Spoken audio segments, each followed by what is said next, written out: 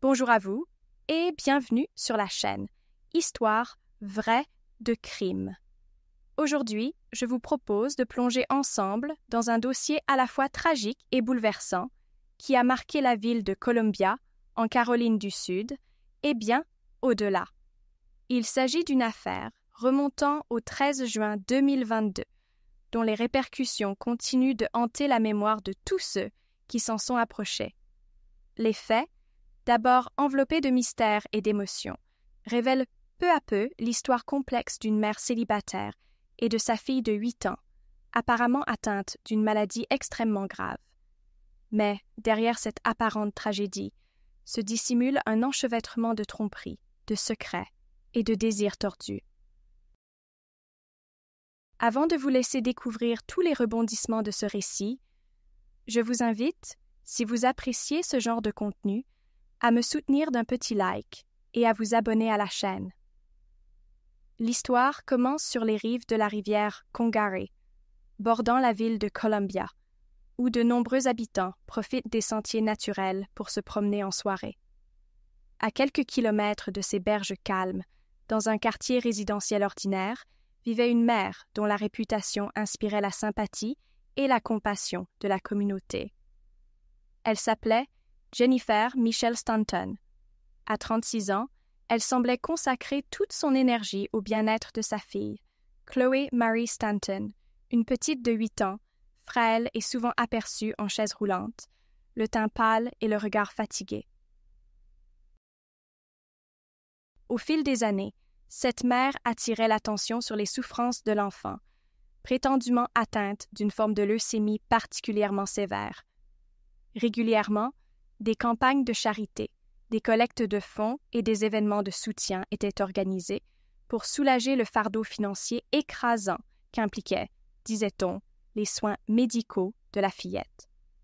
La communauté, touchée par tant de détresse, se montrait d'une générosité remarquable.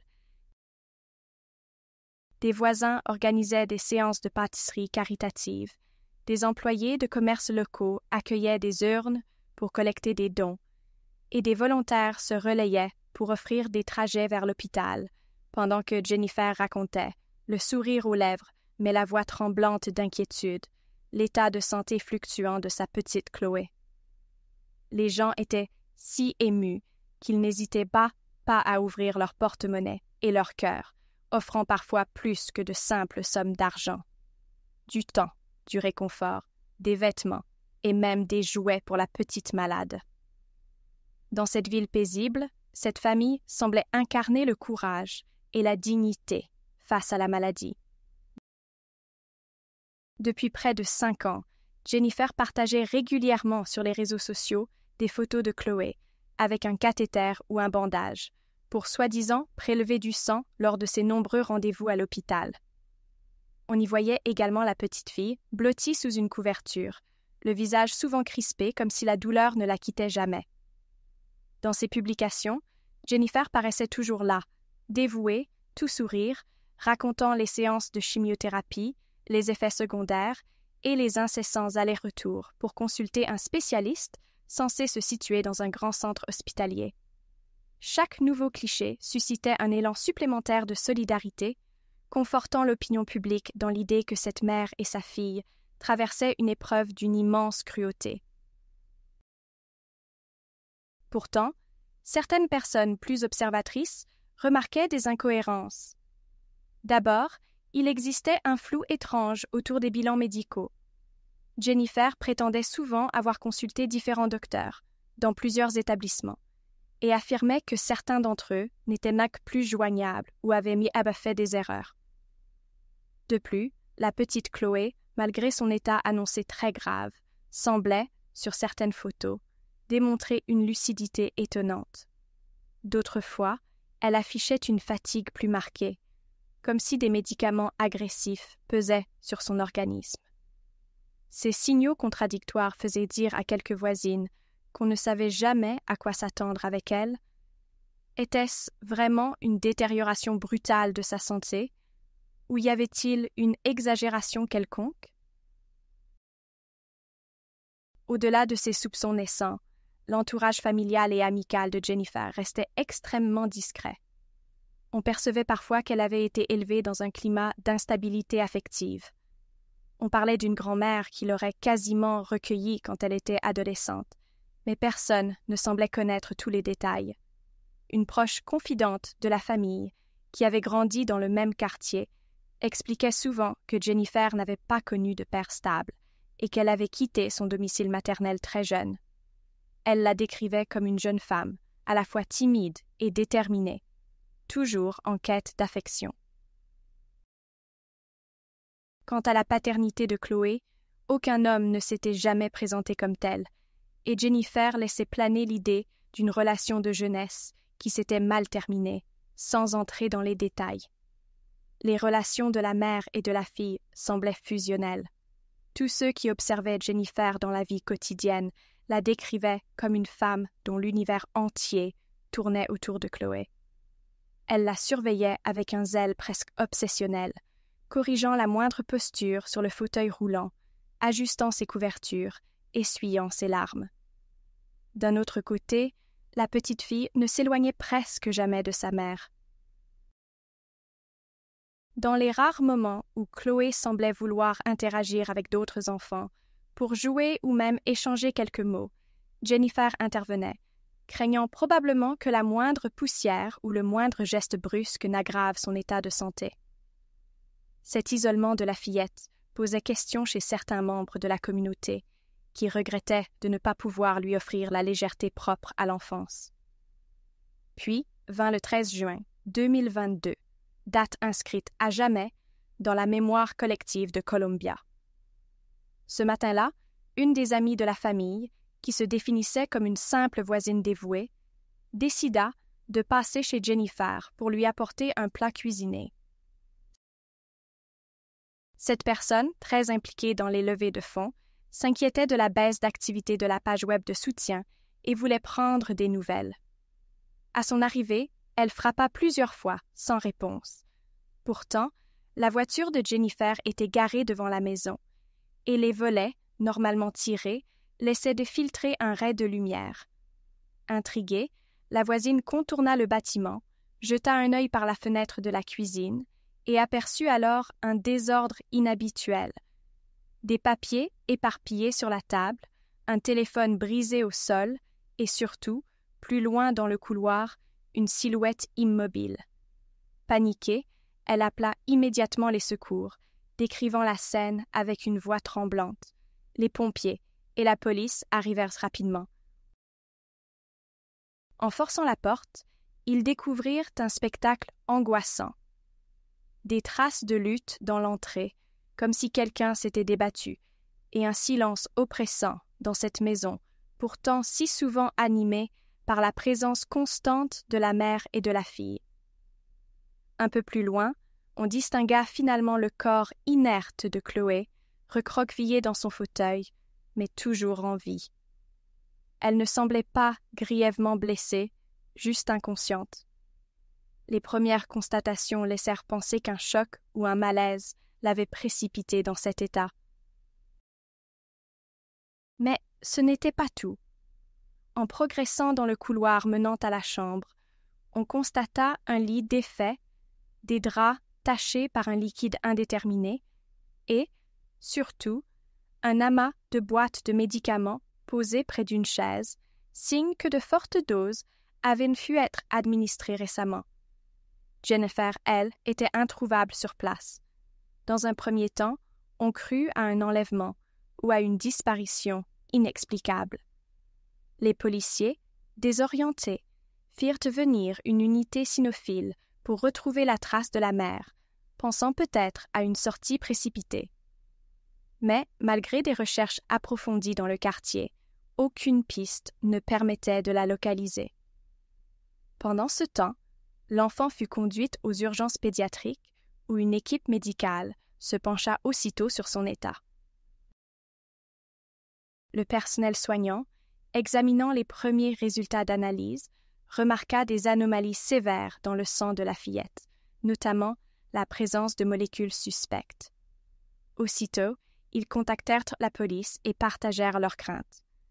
Chloé ne semblait pas souffrir d'une maladie dégénérative, comme l'avait toujours clamé Jennifer, mais plutôt des effets graves de produits médicaux administrés à forte dose.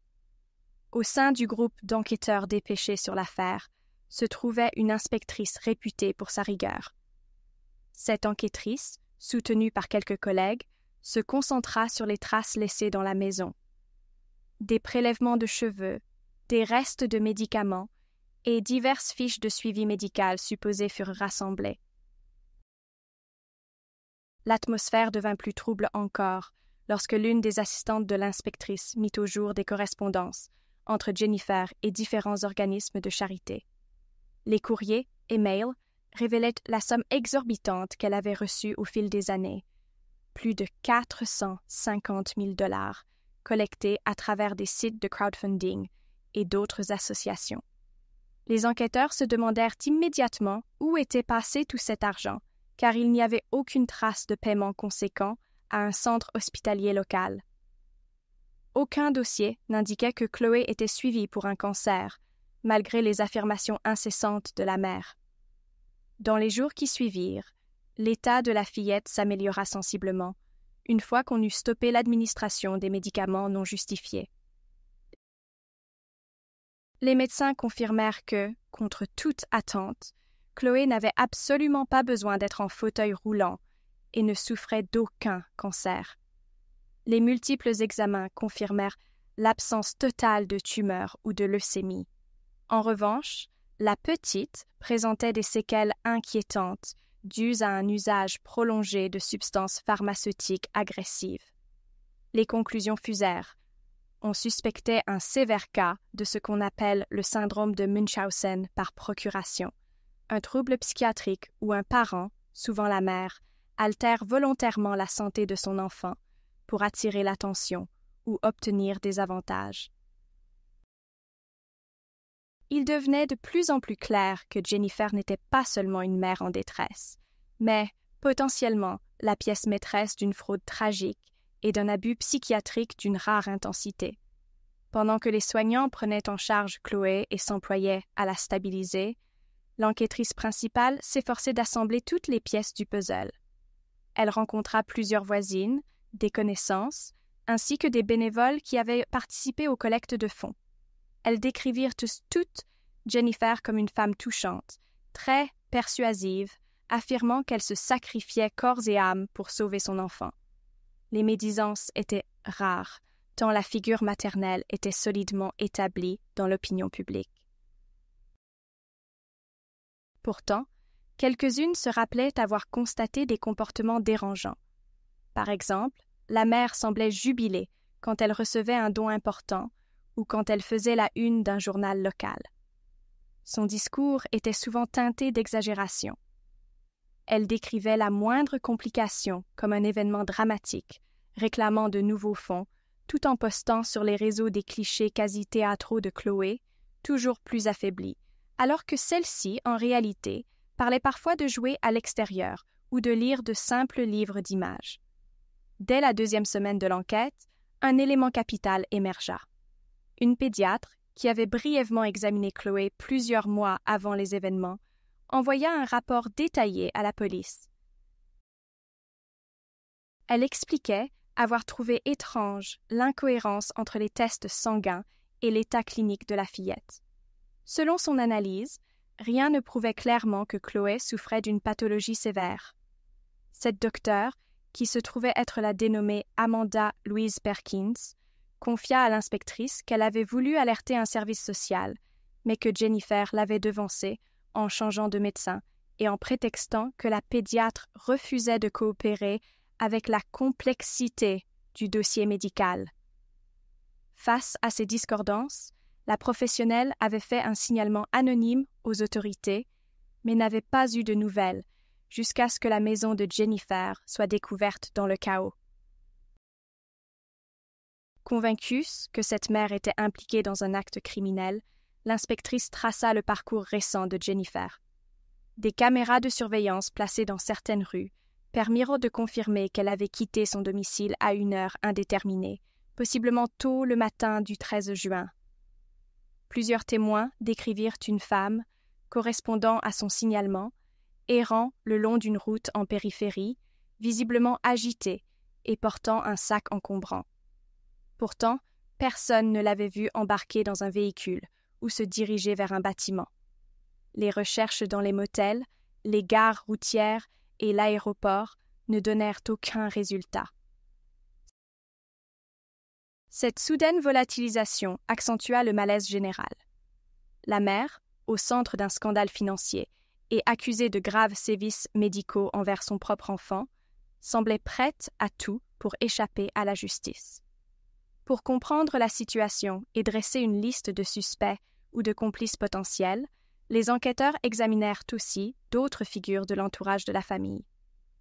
Une amie proche, décrite comme la confidente de longue date, avoua qu'elle avait toujours été intriguée par la facilité avec laquelle Jennifer racontait les supposés mauvais diagnostics médicaux et comment elle se plaignait souvent de ne jamais recevoir l'attention qu'elle méritait. Cet entourage plus élargi comprenait quelques habitants du quartier qui avaient pu observer des disputes violentes entre Jennifer et certains donateurs mécontents qui réclamaient plus de transparence sur l'usage des fonds. De plus, une personne qui gérait une petite association caritative évoqua l'existence de menaces voilées. Jennifer aurait promis de ruiner la réputation de quiconque oserait insinuer qu'elle exagérait la gravité de la maladie de Chloé. L'équipe d'enquête fit alors un rapprochement déterminant. Au cours des derniers mois, plusieurs associations de Columbia avaient reçu des plaintes anonymes arguant que Jennifer n'apportait aucune preuve tangible des traitements administrés à Chloé. Un employé dévoué à la transparence financière s'était montré tellement insistant qu'il avait exigé des relevés officiels de l'hôpital prétendument chargé de la chimiothérapie. Jennifer avait esquivé la requête, affirmant que l'établissement protégeait la confidentialité du dossier. Dans le même temps, elle envoyait un flot d'informations contradictoires, parfois des comptes rendus médicaux truffés d'incohérences dont les dates et les signatures étaient falsifiées, comme l'analyse ultérieure le prouva. Ces documents, supposés avoir été émis par divers oncologues, se révélèrent provenir du même ordinateur, vraisemblablement celui de Jennifer, compte tenu des métadonnées numériques. Sous la pression des enquêteurs, l'affaire prit l'ampleur d'un scandale public. Les médias locaux s'en emparèrent, diffusant des témoignages de voisins, de bénévoles et même de quelques figures publiques ayant promu la collecte de fonds au profit de Chloé. Face aux caméras, beaucoup se dirent atterrés d'avoir pu être bernés à ce point. Certains exprimaient de la colère, se sentant manipulés par une histoire qu'ils pensaient authentique. D'autres, plus compatissants, soulignaient le caractère maladif d'une telle escroquerie. On commençait à parler ouvertement d'un trouble psychiatrique sévère chez Jennifer, expliquant son obsession pour la maladie et la souffrance de Chloé. Pendant ce temps, la fillette, toujours hospitalisée, voyait son état général s'améliorer à mesure que son organisme se dégageait des substances médicamenteuses qu'on lui avait administrées. Déjà, elle récupérait peu à peu l'usage de ses membres, malgré des muscles affaiblis par des années de sédentarité forcée. Les jours s'écoulèrent, et l'affaire de la disparition de Jennifer devint l'un des sujets les plus commentés dans la ville. Puis, un nouveau tournant survint. Une patrouille signala la présence d'une femme errante aux abords d'un ancien lotissement abandonné, hors du centre-ville. Des témoins reconnurent la silhouette de Jennifer, amaigrie, désorientée. Lorsqu'une équipe de police s'y rendit, elle trouva sur place quelques traces prouvant un passage récent.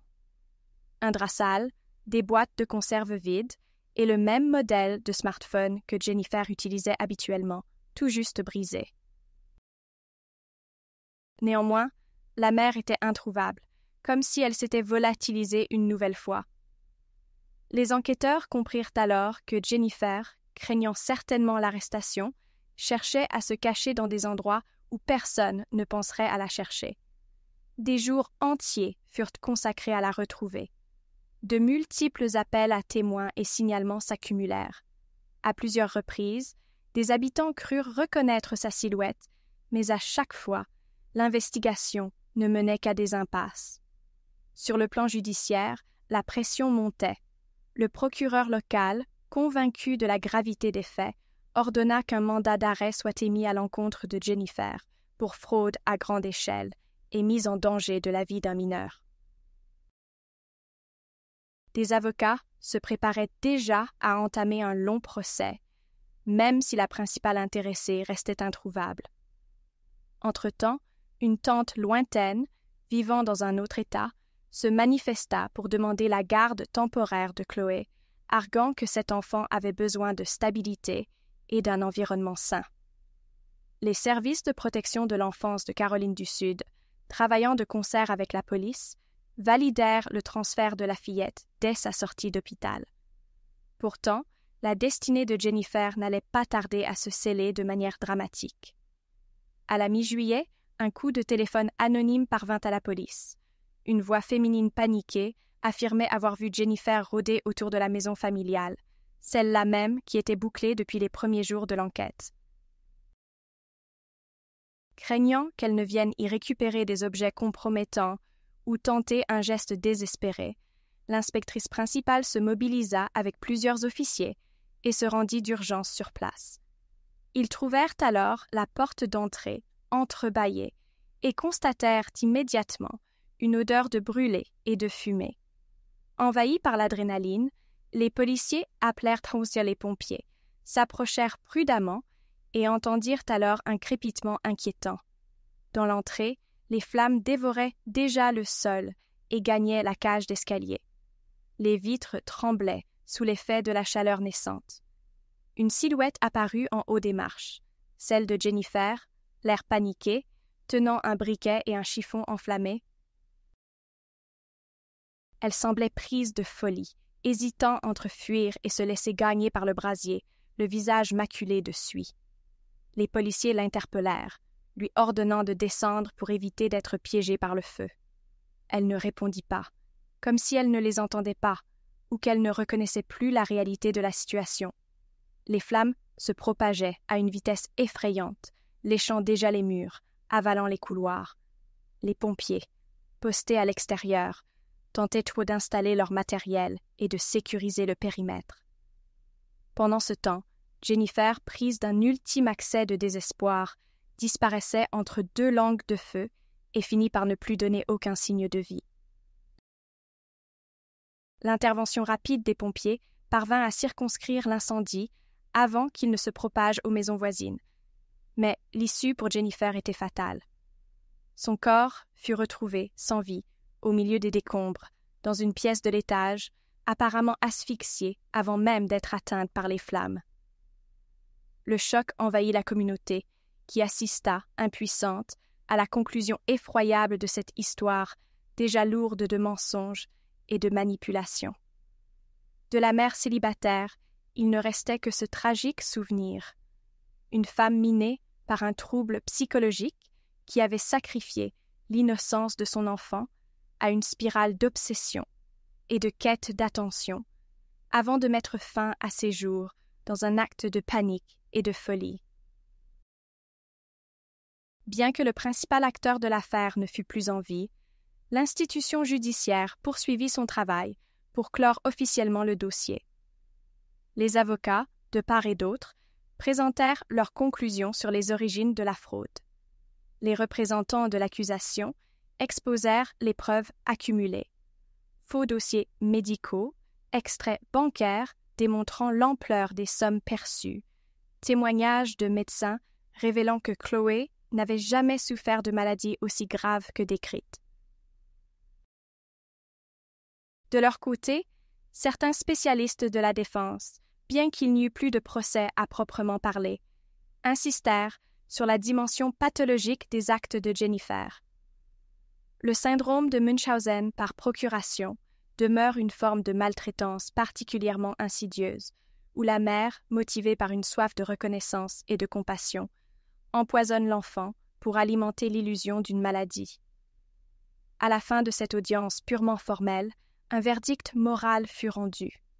Jennifer était coupable de fraude et d'abus sur mineurs, même si sa mort rendait toute sanction pénale caduque. L'affaire fut officiellement close par les autorités et le dossier classé après une ultime formalité administrative. Les sommes restantes, récupérées sur les comptes bancaires de la défunte, furent placées sous séquestre et revinrent en partie à un fonds destiné à la prise en charge psychologique de Chloé et à la compenser, dans la mesure du possible, pour les préjudices subis. Il était évident que l'enfant portait en elle un lourd traumatisme, non seulement physique, mais aussi émotionnel. Elle dut passer par un long suivi thérapeutique, encadré par des professionnels de la santé mentale et soutenu par des proches, dont la tante vivant hors de l'État, qui la prit sous son aile avec toute la bienveillance possible. Peu après, la maison incendiée fut détruite, ses ruines démolies pour éviter tout danger. Les voisins, encore hébétés par l'horreur de cette histoire, tentèrent de reprendre leur vie. On put voir, durant de longs mois, des fleurs déposées non loin du terrain vide, en mémoire d'une fillette qui avait tant souffert. Mais heureusement, Chloé était bien vivante et réapprenait peu à peu ce que signifiait une vie normale, sans hospitalisation forcée, sans médicaments inutiles, sans fauteuil roulant.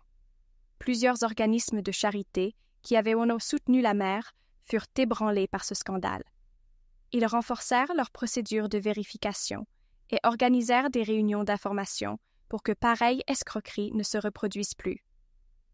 Dans ce malheur, la communauté de Columbia décida de s'unir pour offrir à la fillette un avenir plus sain, lui promettant un soutien éducatif et psychologique au-delà du traumatisme qu'elle avait subi. Au-delà de la simple ville, ce fait divers émut l'ensemble du pays. Les médias nationaux diffusèrent des reportages sur le syndrome de Munchausen par procuration, rappelant qu'il s'agissait d'une forme rare et perverse de maltraitance infantile.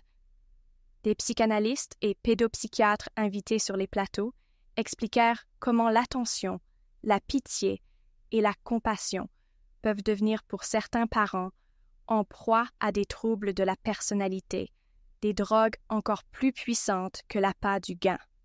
L'exemple de Jennifer soulignait avec tragédie que, parfois, la quête maladive d'affection peut conduire à détruire la personne même qu'on est censé chérir le plus, son propre enfant. Si le public fut choqué de découvrir l'ampleur des sommes récoltées, plus de 450 000 $, il fut encore plus horrifié de comprendre que la mère administrait à Chloé des médications lourdes, susceptibles de créer de faux symptômes, et qu'elle le faisait sciemment, sans jamais se remettre en question. Au plan local, la petite communauté de Columbia se mobilisa pour assurer la réhabilitation de la fillette. Un programme scolaire fut adapté pour qu'elle puisse rattraper le retard accusé à cause d'absences prolongées et injustifiées. Certains professeurs bénévoles offrirent des cours particuliers, conscients que l'enfant était bien plus fragile psychologiquement que ses camarades de classe. Une association spécialisée en thérapie par les animaux proposa des séances avec des chiens et des chevaux afin de l'aider à se reconstruire. Selon plusieurs témoins, Chloé s'attacha tout particulièrement à un chiot-joueur, trouvant là un réconfort nouveau, loin des seringues et des hôpitaux qui avaient déjà jalonné son existence pendant tant d'années. Les semaines passèrent, puis les mois. D'un point de vue médical, Chloé était désormais en phase de convalescence.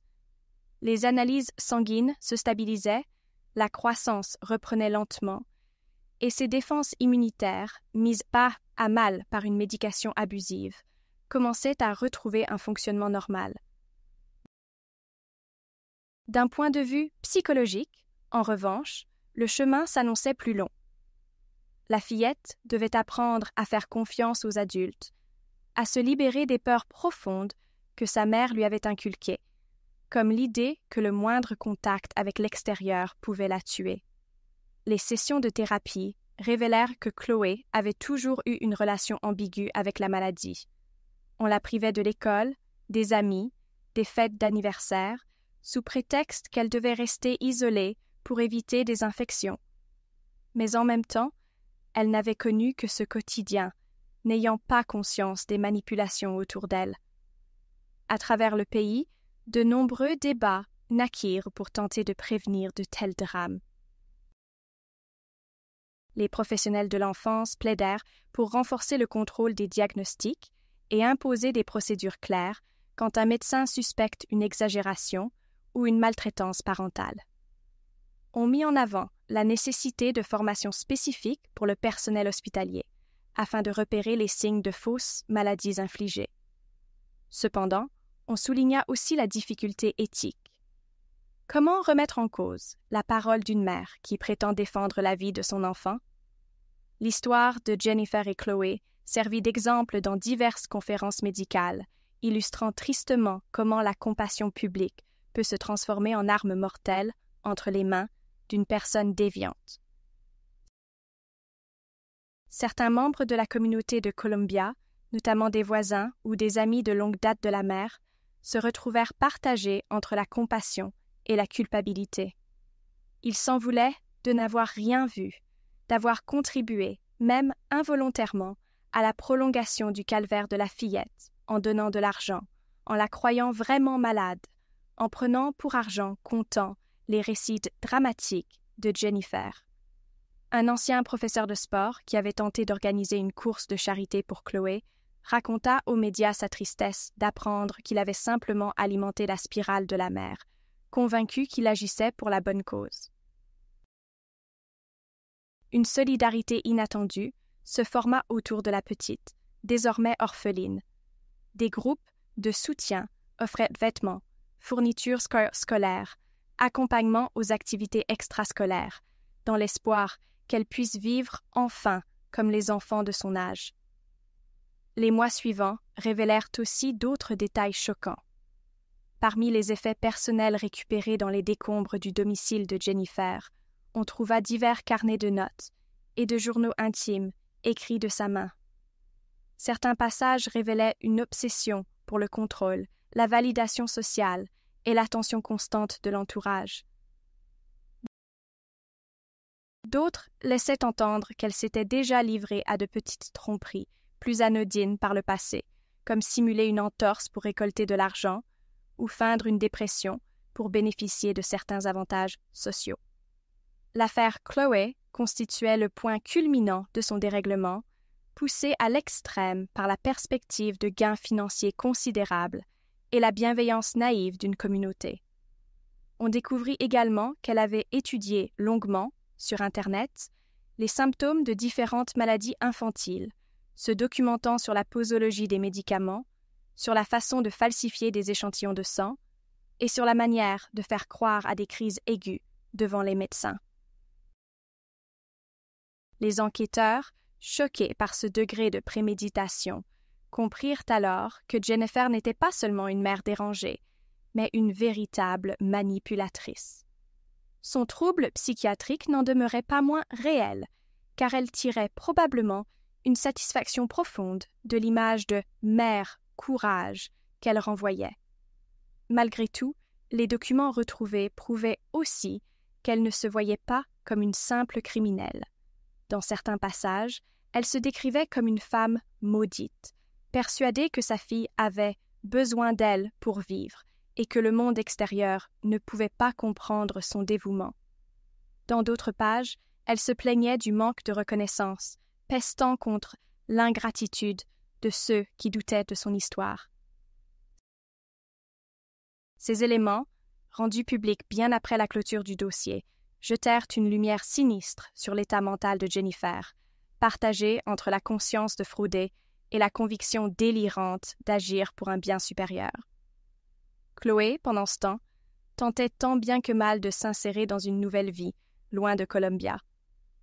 Accueillie par une tante qui prenait ses responsabilités à cœur, elle put enfin goûter aux joies simples de l'enfance. Les spécialistes de la protection de l'enfance veillaient sur sa scolarité, tandis qu'un psychologue lui rendait visite régulièrement pour évaluer son évolution mentale. Les reportages s'espacèrent peu à peu, jusqu'à ne plus évoquer l'histoire que par brèves allusions, lorsque ressurgissaient des cas similaires dans d'autres États. Tout le monde souhaitait préserver la discrétion dont Chloé avait impérativement besoin pour se reconstruire. La ville de Columbia, encore secouée, garda longtemps dans sa mémoire collective le souvenir de cette affaire. Les habitants y virent un rappel cruel des failles de la solidarité humaine. Il ne suffit pas d'offrir de l'argent et du soutien. Parfois, il faut aussi oser poser les questions qui dérangent, vérifier la légitimité de ceux qui sollicitent l'aide. Les organismes caritatifs révisèrent leurs procédures, instaurèrent des comités de validation, s'associèrent plus étroitement avec les hôpitaux. Des fiches d'authentification médicale furent exigées avant de pouvoir organiser des collectes de fonds pour un patient supposément atteint d'une maladie grave. Les réseaux sociaux, un temps noyés sous la compassion envers Jennifer et Chloé, s'emballèrent ensuite de colère et de regret, avant de retomber dans un silence gêné. Certains, plus mesurés, rappelèrent qu'il ne fallait pas laisser ce cas exceptionnel entacher la générosité envers les vraies victimes de maladies lourdes. La leçon fut rude, mais elle s'inscrivit peu à peu dans les consciences. Le service de police, de son côté, boucla le dossier après avoir officialisé le rapport final. Jennifer Stanton, principal suspect, était décédée, rendant tout jugement pénal caduc. L'enquête technique confirma que l'incendie avait démarré à partir d'un accélérant, vraisemblablement manipulé par la mère. Les témoignages des policiers présents sur place concordaient tous pour dire qu'elle avait allumé le feu alors qu'elle se trouvait seule à l'intérieur. Sans toutefois pouvoir déterminer si elle avait agi dans l'intention de détruire des preuves, de se suicider ou les deux à la fois, le rapport conclut à un geste désespéré d'une personne en fuite, consciente de l'inéluctabilité de sa chute. Certains habitants se rappellent encore de la silhouette de Jennifer, aperçue dans les rues de Columbia, portant sa petite Chloé en quête de pitié, organisant des événements chargés d'émotions. Au milieu de la foule, on voyait parfois la fillette dans un fauteuil, la tête baissée, comme si elle pressentait qu'un jour, tout ce décor s'effondrerait. L'histoire retint d'elle le visage innocent d'une enfant abusée pour satisfaire la soif d'attention d'une mère malade, et celui d'une communauté entière prise dans une toile de mensonges, trop heureuse de croire à l'héroïsme d'une mère courageuse luttant contre l'injustice du destin. La tragédie finale, avec ce feu dévastateur, marqua la fin brutale de la mascarade et laissa la ville hébétée, comprenant seulement que la frontière entre empathie et naïveté est parfois terriblement mince. Aujourd'hui encore, il arrive que certaines personnes déposent, sur le terrain où se dressait jadis la maison brûlée, de petits mots adressés à Chloé. Des cœurs dessinés, des peluches, des messages lui souhaitant le meilleur dans sa nouvelle vie. Des anonymes passent, recueillis, comme pour se rappeler que la souffrance peut exister derrière n'importe quelle façade et qu'il est impératif de rester vigilant. Plus que tout, on souhaite à la fillette de retrouver une forme de sérénité et de joie de vivre, loin des fantômes de cette affaire qui l'a marquée à jamais.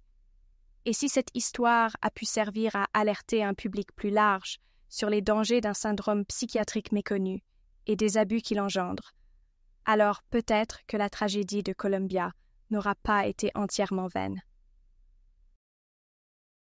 Quant à ceux qui ont douté, se reprochant de ne pas avoir agi plus tôt, ils partagent souvent le même regret. Dans une affaire où l'instinct aurait pu jouer un rôle salvateur, on hésite à parler de ses soupçons quand on craint d'être accusé de manque d'empathie. C'est le drame du syndrome de Munchausen par procuration. Il repose sur une manipulation émotionnelle si forte que l'entourage, pétri de bonnes intentions, finit par se sentir coupable de ses doutes. Les enquêteurs, les médecins et les associations retiennent que la protection de l'enfance impose parfois de franchir ces barrières psychologiques au risque de froisser ou d'être accusé d'intrusion. Pour Chloé, il est trop tard pour lui épargner les épreuves passées, mais il reste le présent et l'avenir, un champ de possibles à reconstruire pas à pas, grâce à l'aide d'adultes bienveillants et formés. De nombreux médias True Crime rapportent aujourd'hui que ce cas est devenu emblématique. Il est classé parmi les affaires les plus marquantes où la mère exploitait la souffrance supposée de son enfant, combinant une fraude financière colossale à une maltraitance au quotidien. Derrière les images d'une petite fille toute frêle se dessinait une réalité atroce. La manipulation physique et psychologique s'étalait sur 5 longues années sans que les proches ne parviennent à dénouer l'énigme. Il a fallu une alerte d'une pédiatre lucide, puis la découverte poignante de la maison en désordre et de Chloé inconsciente, pour que les forces de l'ordre et la justice saisissent enfin l'ampleur des faits. Le final, le feu destructeur, résonne comme un symbole d'explosion de la vérité. Tout ce que Jennifer avait construit s'est consumé, emportant avec elle la dernière chance d'explication. Au bout du compte, la ville de Columbia s'accorde sur un point. Plus jamais elle ne voudrait revivre pareille tragédie. Des panneaux de prévention apparurent dans les cliniques, des brochures explicatives sur les abus d'enfants circulèrent dans les écoles, et divers collectifs se créèrent pour soutenir les familles en difficulté psychologique, espérant déceler à temps d'éventuels comportements similaires. De son côté, Chloé grandit dans l'anonymat, sous une identité préservée, avec l'espoir qu'elle puisse oublier, ou au moins atténuer, le poids de son histoire. Dans les rares interviews données par la tante, on comprend que l'enfant apprend à faire du vélo, à courir, à découvrir l'amitié, et tente de rattraper toutes ces années volées où elle était prisonnière de l'obsession maternelle.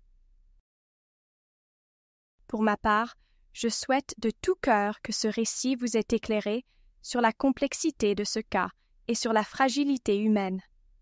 Je me sens toujours troublée lorsque je réalise à quel point l'esprit peut se fourvoyer, au point de piéger une enfant innocente. Merci infiniment d'avoir suivi l'histoire jusqu'au bout. Je vous remercie chaleureusement d'être resté avec moi pendant tout ce récit.